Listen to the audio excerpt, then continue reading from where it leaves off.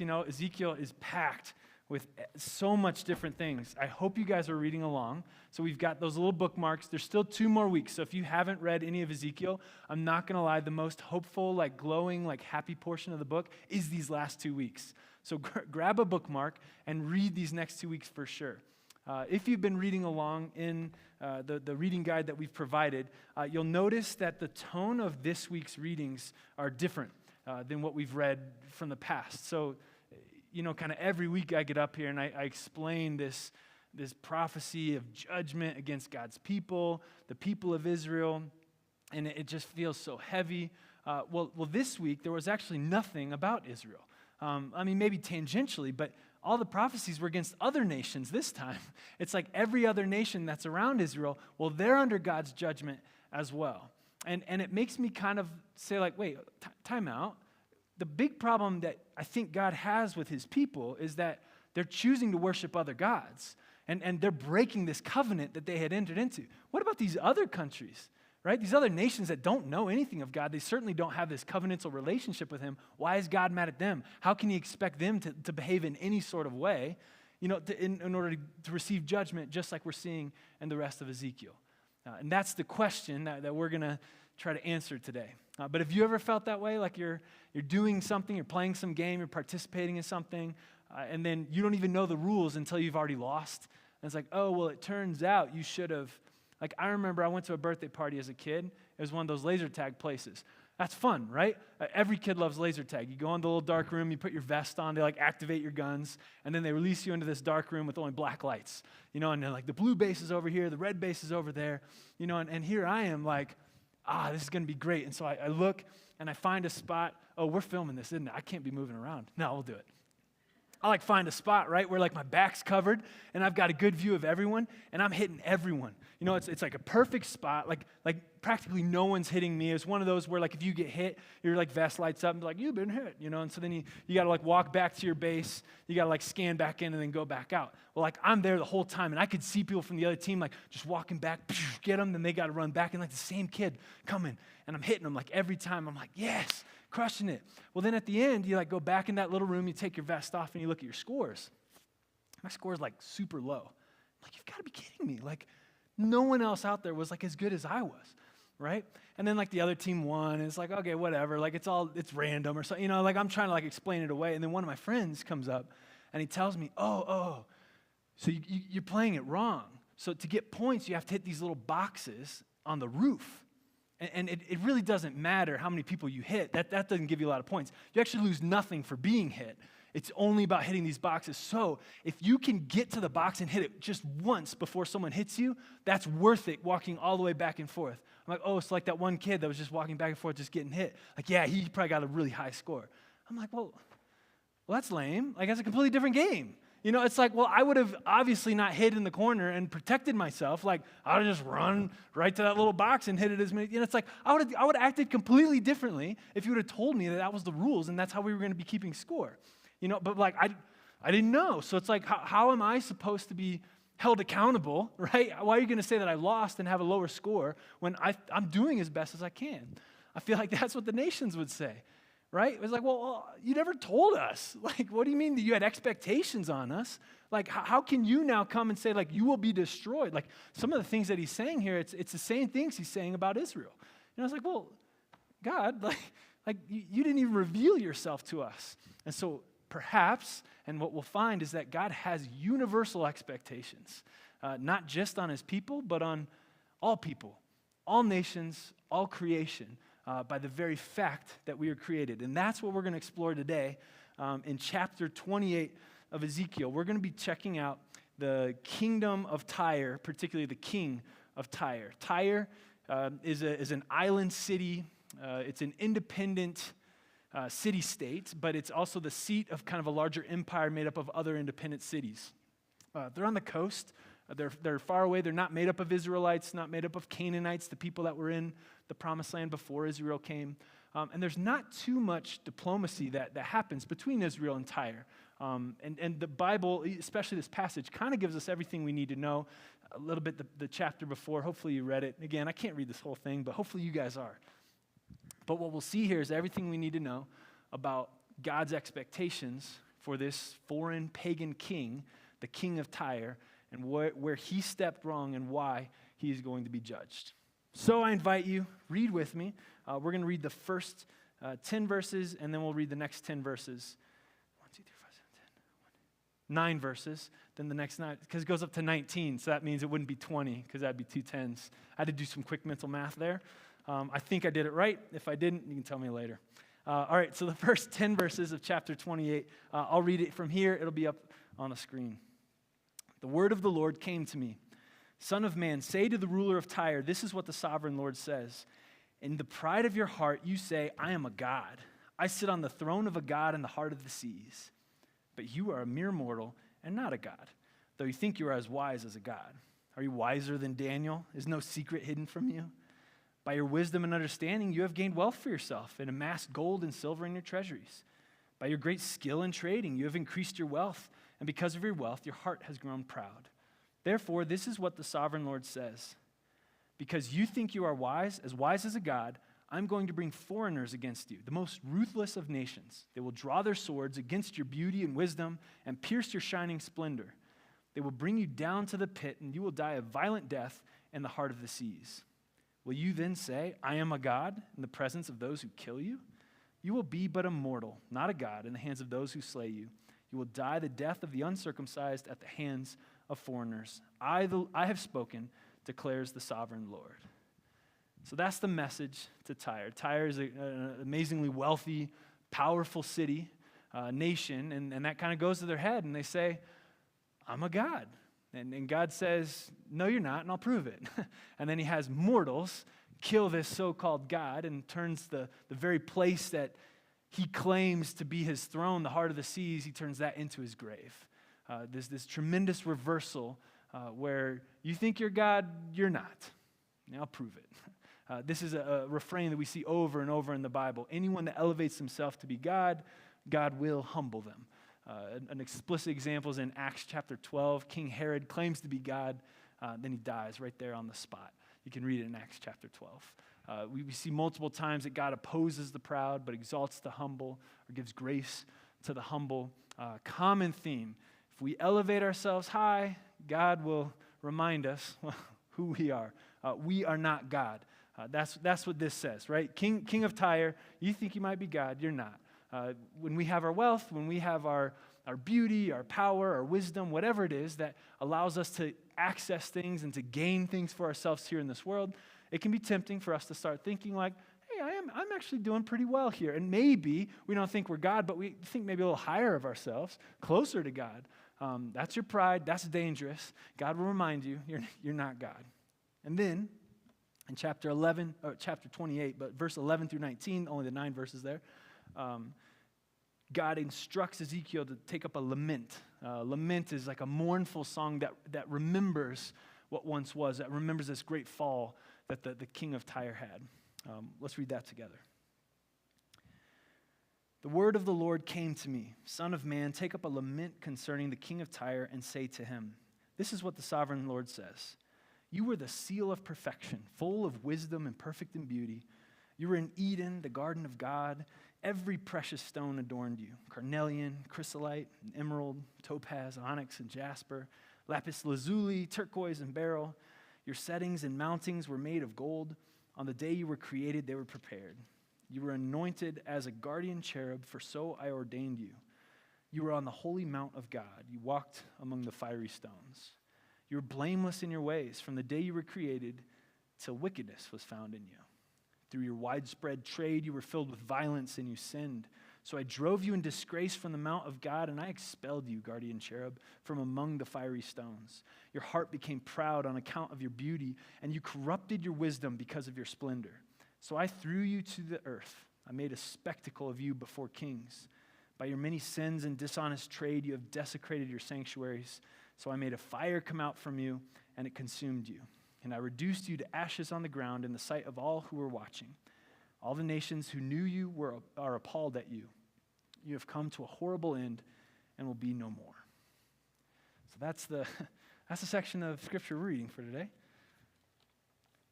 But do you see it's this huge arc, right? So the king of Tyre, you were amazing.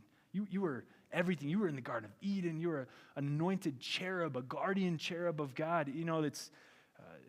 You weren't just good. You were like the epitome of greatness. Like God had even given you a special place.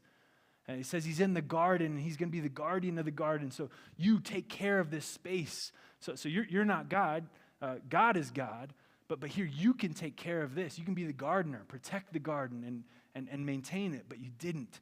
Instead of being the gardener, you decided, no, I got some ideas here of how I could really make this if this was my own. Wanted to be the God, and that led to the fall. The pride got to his head.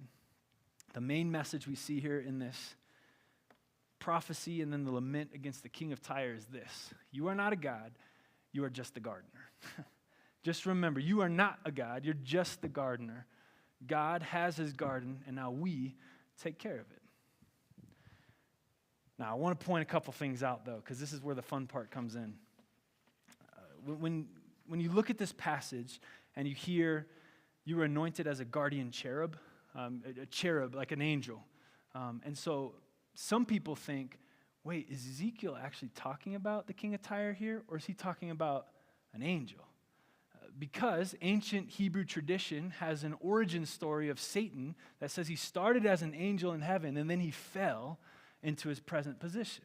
And early Christian thinkers also knew that was believed by the ancient Hebrews. There's a couple references to that in the book of Revelation and Jude. And so they read into this chapter here in Ezekiel. There's another one in Isaiah chapter 14. And they said, I think the prophet might actually be referring to Satan here and not the king of Tyre.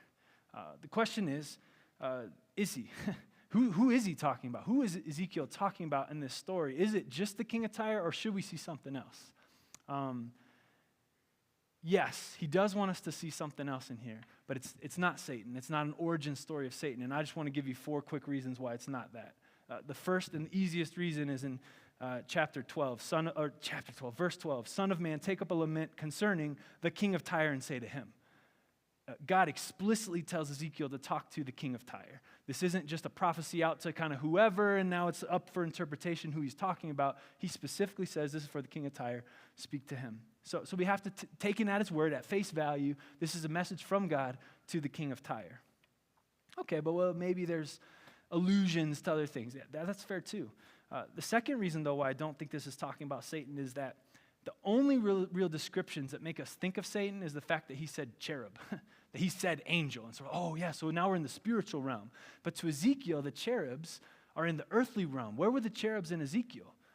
They were those special creatures as a part of his kind of throne chariot. Whenever the glory of God shows up, there's these 4 cherubs that are these magnificent creatures.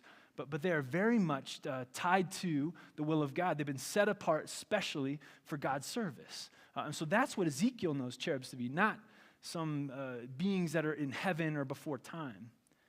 Also, he makes mention of like trade, right? And the violence in the trade. That's a very human thing that fits a king more than it fits like an angel. So he's talking very much about things that are rooted in the present. Third reason. Ezekiel has no concern with character development of supernatural beings. That's not present here. The characters in Ezekiel are God's people and God. And now we're getting a little bit of these other nations.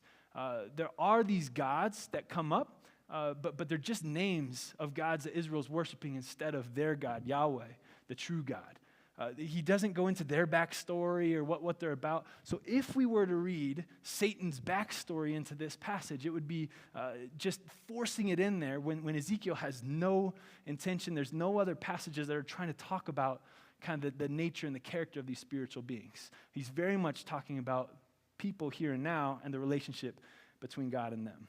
And lastly, he is trying to catch our attention and draw it to other things, but there's much stronger things he's tying it to than Satan. And I want to show you what those things are. So last week, we talked about how Ezekiel wanted us to see the temple and then the tabernacle and how God's priests were supposed to be dressed and how the tabernacle was supposed to be dressed and how that kind of looked like this woman in the story that we saw last week in Ezekiel chapter 16. This week, he's doing it again. He's back at it, guys. Remember, Ezekiel was a priest, and the whole book, his focus is the temple. The temple is kind of the symbolic heart of the nation. That's the place where God dwells with his people. The deteriorating state of the temple represents the deteriorating state of the relationship with God's people to God. And so he's constantly bringing us back to the temple. I want to read this passage about a particular item of clothing that the priests were supposed to wear in the temple. Fashion a breastpiece for making decisions, the work of skilled hands. I'm in Exodus now, Exodus 28. Make it like the ephod of gold and of blue, purple, and scarlet yarn and of finely twisted linen. It is to be square, a span long and a span wide, and folded double. Then mount 4 rows of precious stones on it. The first row shall be carnelian, chrysolite, and beryl. The second row shall be turquoise, lapis lazuli, and emerald.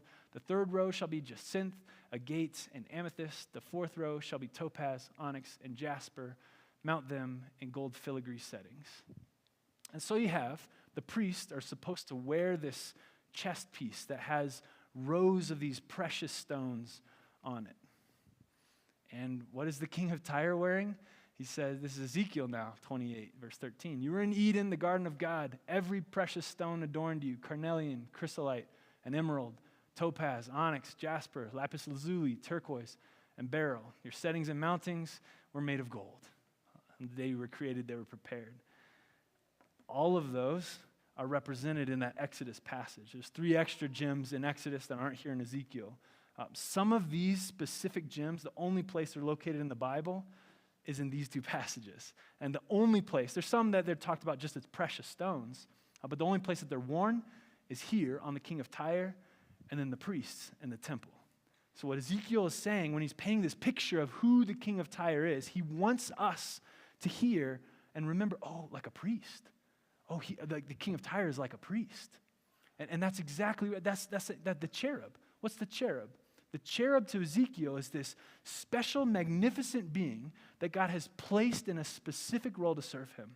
Who's a priest? A special being that God has placed for particular service to God and obedience to him. He's showing that the king of Tyre has this role to play that also the priests have, that has this special connection to God, is in the presence of God and is set apart from everyone else to be in service to him. It goes further. So it says in verse 13, you were in Eden, the garden of God. All right, so he's now talking about Genesis, right? We're talking those first 3 chapters of Genesis at the very beginning of the Bible, the Garden of Eden. And you know what's funny is the Garden of Eden, Exodus 28 and Ezekiel 28 is the only place where that onyx in particular comes. It says this in Genesis 2:12. If you're reading through Genesis, you skip right over this line because it doesn't mean anything at that time. But it says the gold of that land is good. Aromatic resin and onyx are also there. The author of Genesis wants us to know that there are precious stones in the Garden of Eden. And you might be like, okay, Brad, that's a coincidence. You know, that there's just one stone here and gold there. You know, that's like all over. Yeah, sure. I mean, just based on this evidence, maybe. But the temple itself was designed to be a reflection of the Garden of Eden. There's so much. I mean, we could go and trace how the little pomegranates and how everything decorated and how the temple itself was designed to remind and bring the people back to the Garden of Eden. Because the Garden of Eden is the epitome of God's presence with his people. This is the perfection. This is when God walks with his people, when humans are at their best, right when they've been created. They've been created in God's image in order to be set apart and reflect God and obey him in the garden. That's where we're trying to get back to with the temple. And I would argue that's where God is taking us forward into the future, is forward back to the garden, the perfect relationship between us and God. And so Ezekiel wants us to see the Garden of Eden. He wants us to hear the Garden of Eden. He wants us to hear the temple. He wants us to hear the priests. He wants us to see in the king of Tyre the kind of creation story. One other part I skipped over, even before this verse, it says, you were the seal of perfection, full of wisdom and perfect in beauty, at the end of verse 12. You know what a seal is? It's like a mark, you know, like the insignia of someone. Perhaps you've heard like signet rings. This is in a different culture, but you could like seal a letter. and then you'd stick your ring in the hot wax, and that was like your signature that said, this is mine, and like it's on my ring, so like I'm the only one who has it. Like a perfect seal is that representation of the person. It's the representation of their authority and the person themselves, kind of like a signature. You know, you have to pay a bill and you sign it saying, I promise you, by myself, by my person, by my authority, I will pay you back. You know, or you sign for a package as it comes. You know, the UPS guy, it's great. They just need a signature, and you're like, oh, I'm not in charge. You're like, I don't care. Like, you just need to sign for it. And you're like, okay. And so it's like, on my authority, I have received this passage. That's what your signature means.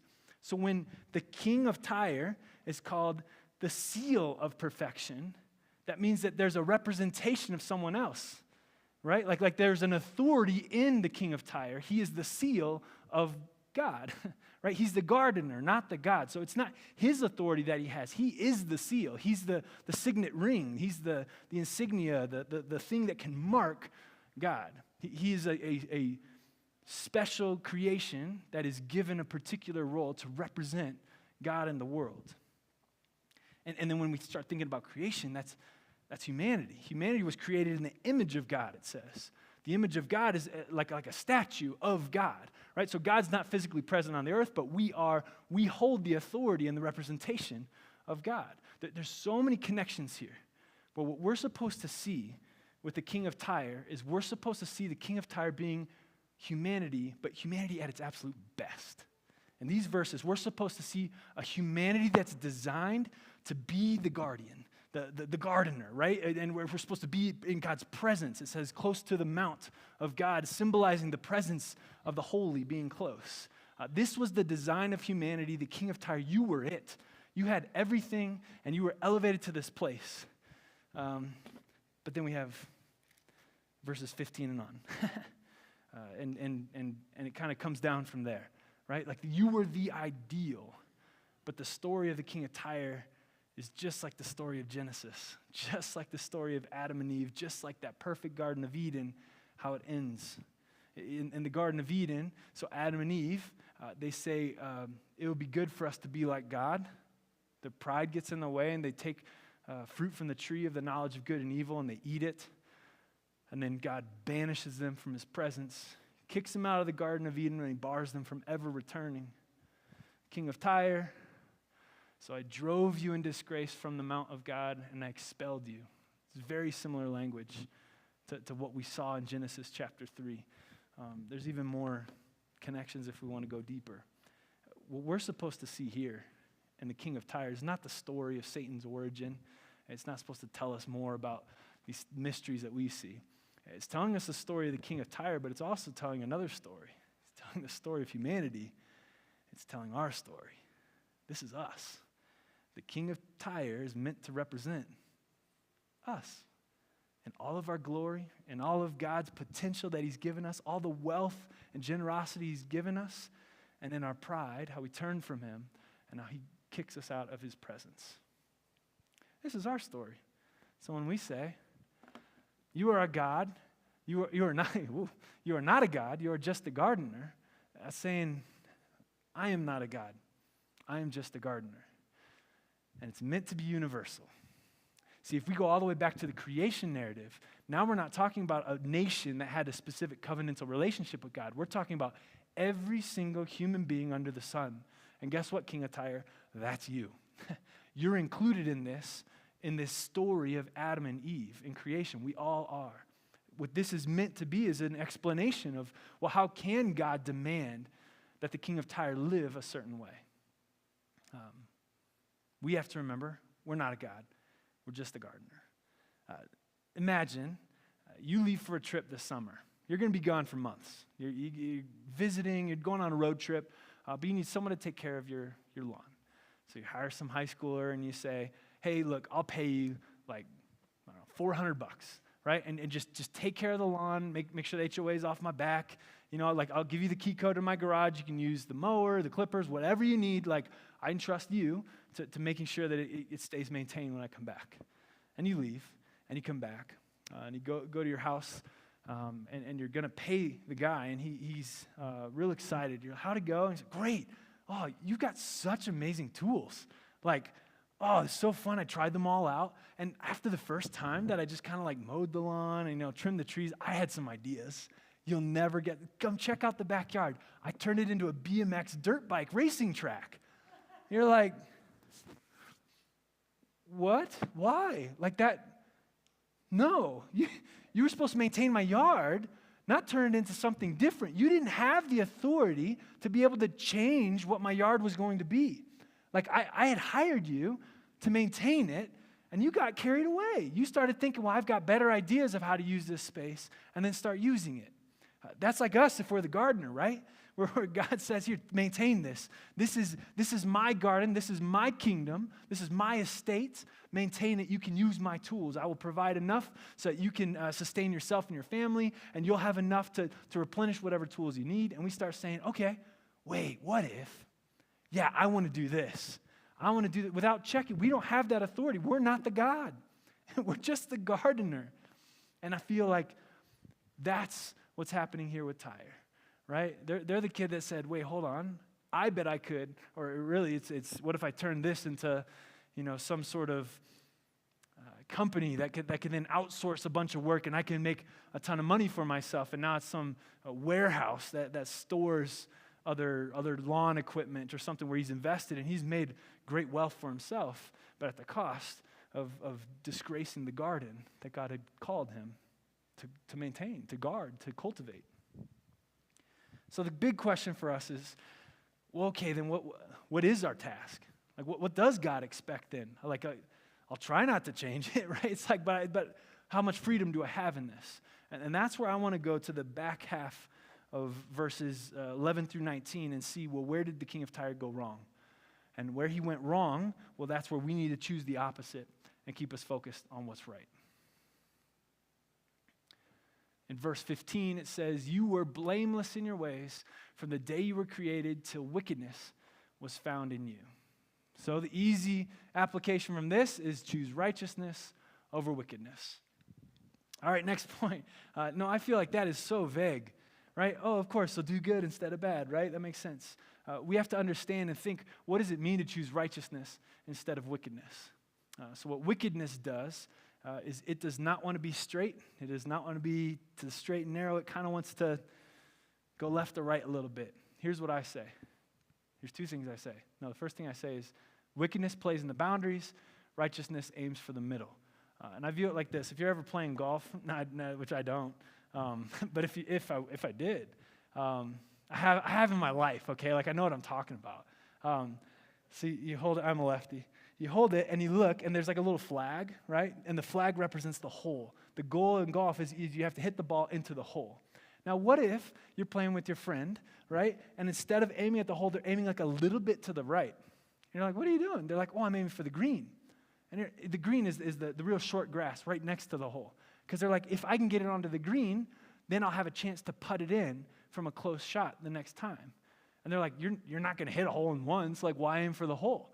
And it's like, well, I'm trying to get as close as I can to the hole because then it'll be an easier shot. And they're like, yeah, but both shots aren't going to be made. I still have a shot to make it anyway, so I'll just aim right for the edge of the green. It's like, what are you doing? Like you're adding unintentional risk. They're like, yeah, but if I hit it just perfectly, and then I hit my putt just perfectly, 2 strokes, you had 2 strokes, it's the same thing.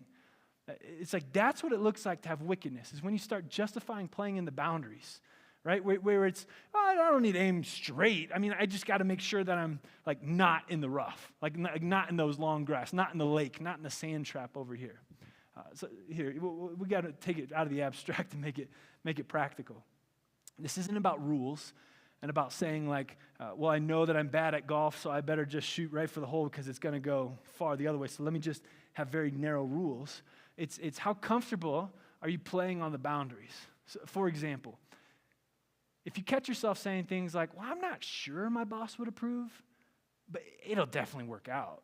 That's playing in the boundaries, right? Where you're saying like, well, it's not aiming straight. I mean, it's over here, but like it'll work. Like, I mean, I'm a good putter. I'll be able to, like, it's okay. Or if you say, like, I don't know if my spouse would approve if she were here, like knowing everything that I'm knowing, but it's okay. I can navigate this. That's playing in the boundaries, right? That's an unwillingness to shoot for the hole and just being comfortable. be a little bit over here. And when we say, I don't know if God approves of this per se, but he probably does, and it'll be okay. Like that's just an example of not choosing righteousness when we say those things. So check yourself. How comfortable are you playing in the boundaries? Or how much do you hold yourself to shooting straight? Another one, wickedness handles truth loosely, righteousness holds truth firmly. What I mean by this is that wickedness, a wicked mindset, knows what truth is, but then also says it doesn't really apply to me. Or my situation's a little bit different. We know that the Bible teaches X, or that Jesus says, turn the other cheek. Yeah, but in this scenario, with what has happened, I need to protect my honor. And we can weasel our way around. That's wickedness. Righteousness says, no, this is true, and in faith I'm going to follow it, even if it doesn't make sense, right? Even if it seems like it's at a loss to me or a cost to me. That's what it means to choose righteousness over wickedness. Don't let yourself play with truth loosely. Or, I guess that one didn't matter. No, wickedness seeks gain, righteousness seeks good. So the king of Tyre is just trying to build more wealth, more beauty, more power, more wisdom, as opposed to just following what is good. Don't allow yourself to compromise what is good in order to gain for yourself. That's a sign you're choosing wickedness and not righteousness. All right, the next verse that we can use. In verse 16, it says, through your widespread trade, you were filled with violence and you sinned. So I drove you in disgrace from the mount of God and expelled you, guardian cherub, from among the fiery stones. We see violence is a path that is sinful. What do we choose instead? We choose peace over violence. What does that look like? Again, that's easy, but explain it. Violence wants someone to hurt. Peace wants someone to heal. Think about it. How do you use your power, your wealth, your wisdom, your beauty to hurt someone? Well, when you dress to make someone jealous, right? If you use your power to take away someone's rights or to provide vengeance on someone that didn't vote you in, or if you use your own intelligence to put someone else down because of their foolishness or their ignorance. Or here's one, what if you use your power as a parent to tease your kid in an area that you know is going to hurt them, just for fun. I'm just joking, or being sarcastic with friends at a spot that you know is tender to them. Well, that's using what you've been given to hurt, as opposed to heal. Just be careful. If we're choosing intentional actions that we want to hurt others, that's choosing a path of violence and not choosing a path of peace. But the verse talked about through your trade. Right? What does it say? Through your widespread trade, you were filled with violence. Is it like kidnapping people, or it's like killing people, stealing their goods and selling it? We aren't doing that, right? So easy, great. All right, as long as we stay away from the slave trade, we're good, right? No. There's a lot of beliefs that have to happen in your head before you commit an act of violence against someone else, and those are the things we have to stay away from as well. This is what God expects from us. Violence ignores the cost to others, whereas peace promotes the benefit to others. What I mean by this is our actions might cost someone else. They might cause someone pain, discomfort. They might not like it. A path of violence says that doesn't matter. What really matters is here. The end justifies the means kind of thing. This kind of principle is what that whole fair trade movement comes from, right? It's corporations that are just making tons of money, but at the cost of people that are providing the manufacturing or the raw materials for it. And so there's this movement that wants to reverse that wants to say, well, no, you have to actually pay attention to the people you're hurting. For us, if our behavior is causing someone pain, we have to listen to them. Like this happens in relationships where someone says, I don't like when you do this, or I'm hurt by this action. If we choose the path that says, well, you need to get over it, or that's not that big of a deal, that's taking the path of violence. That says, you know what, your pain, your cost, that's not as important as this. We have to listen to it. We have to treat it as if it's real, and then decide, does action need to be taken? I'm not saying everyone's always right if they're hurt, but we've got to listen. We can't ignore it. Lastly, I think the next step from that, I can hit it once, but violence views people as things, peace views people as priority. In order to commit an act of violence against someone, you choose not to see them as a special creation from God, in the image of God, meant to represent him. You have to say, nah, actually, you're just a resource I can choose to use or choose to throw away. Be careful that you are not thinking of people as just things, means to an end, but rather that people themselves are a priority, even over the tasks that we have to get done, the productivity that we're trying to accomplish. So choose righteousness over wickedness, choose peace over violence.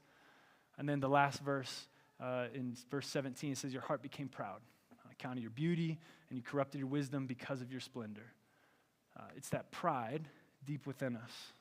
So easy. All right, we just have to choose humility over pride. I think this one's the hardest one, because how do we understand humility? How do we see humility? Here's just a few examples. And I hope you know, these aren't all the examples.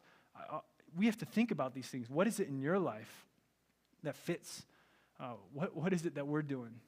All right, so pride says, I deserve it. Humility says, you first. When we've amassed wisdom and power and wealth and beauty, and we've developed it in our life, we say, well, look at everything that I've built. Look at everything I've done. Therefore, I deserve it. I deserve a place on the board.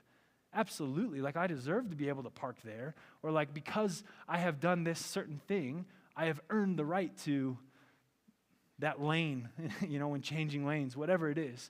But humility says, you first. Right? That says, I really don't care how much wisdom, wealth, power, beauty, how much work, whether you've earned it or not, but you first.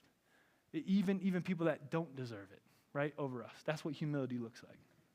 Another one, pride keeps you away from others, and humility moves you toward others.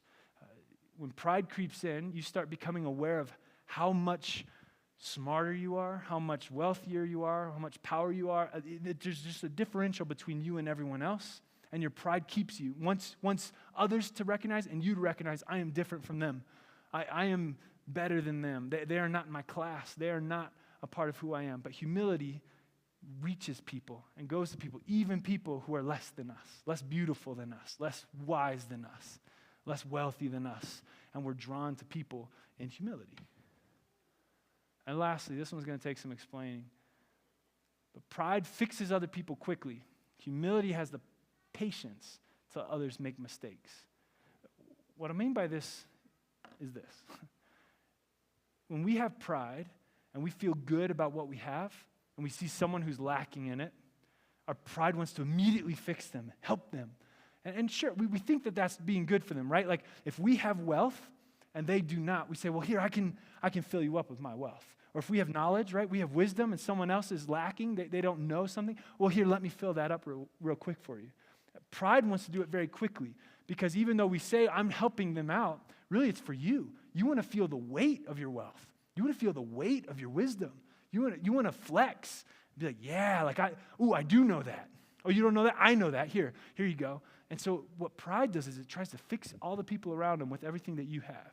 Humility has patience to let others make mistakes, right? Not all mistakes need to be fixed.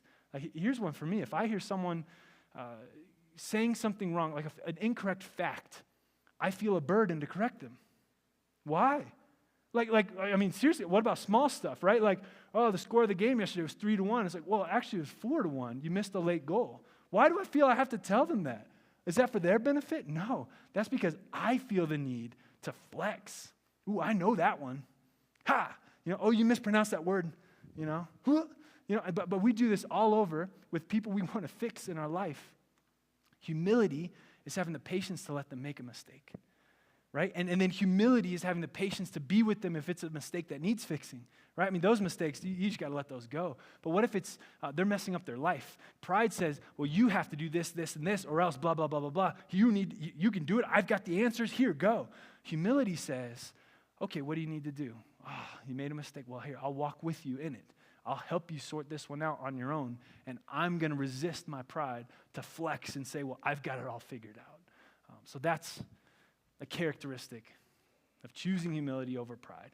This is what it looks like. These are the universal requirements that God places on all human beings, all kingdoms, all people, and yes, including us. We are not the God.